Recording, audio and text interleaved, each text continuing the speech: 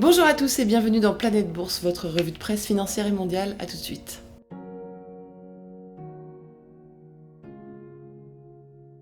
On commence avec l'Europe. Adidas se dit prêt à vendre Reebok. Le groupe allemand qui avait racheté la marque américaine pour 3,8 milliards de dollars en 2005 avait tenté de la redresser, mais Reebok a confirmé sa perte de vitesse. Adidas dévoilera sa décision et sa nouvelle stratégie globale au printemps prochain.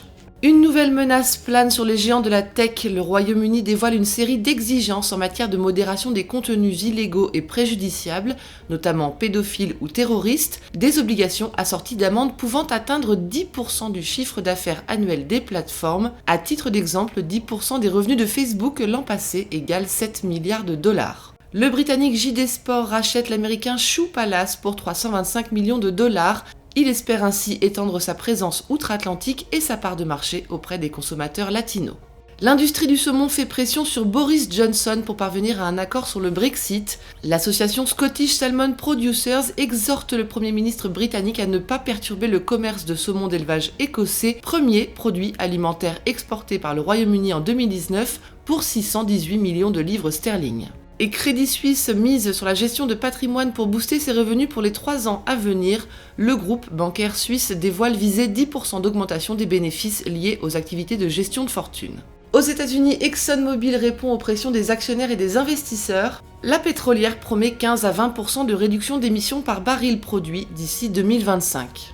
Uber et DoorDash cèdent aussi aux pressions, ils accordent des droits et des avantages supplémentaires à leurs forces vives, mais ils préviennent, ce coût inhérent sera supporté par les clients, 1,5 $ de plus par trajet et 2 $ de plus par livraison de repas. Amazon confirme son intérêt pour le sport et plus particulièrement pour le cricket. La division streaming du géant américain dévoile de nouvelles ambitions sur les droits du cricket indien et néo-zélandais.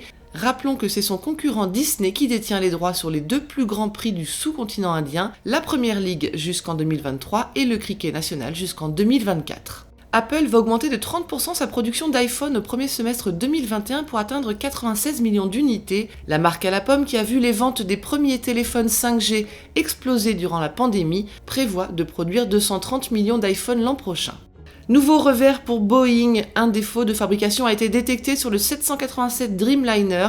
L'avionneur lance une nouvelle série d'inspection des appareils.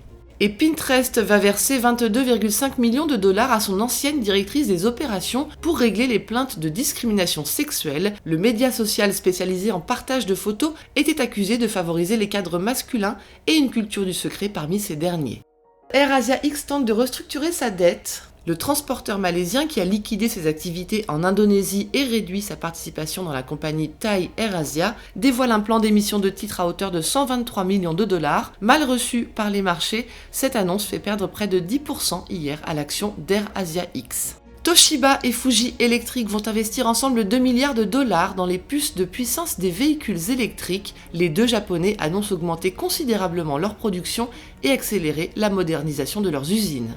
White Box Advisors s'oppose au projet de scission de LG Corporation. Le fonds spéculatif américain et militant avance que la restructuration du conglomérat familial sud-coréen est motivée par le désir d'aider un membre de la famille fondatrice à lancer sa propre entreprise plutôt que de créer de la valeur pour les actionnaires. Burger King fait un carton en Inde. Les actions de Burger King India ont plus que doublé lors de l'introduction de la filiale hier, 138 roupies contre 60 au prix initial.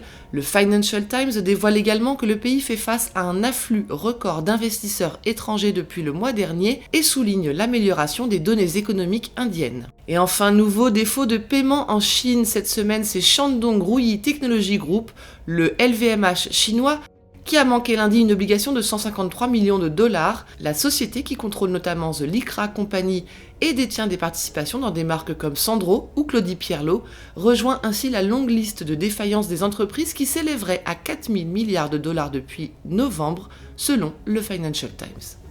Voilà ce qu'il fallait lire aujourd'hui sur les unes du Monde. À demain.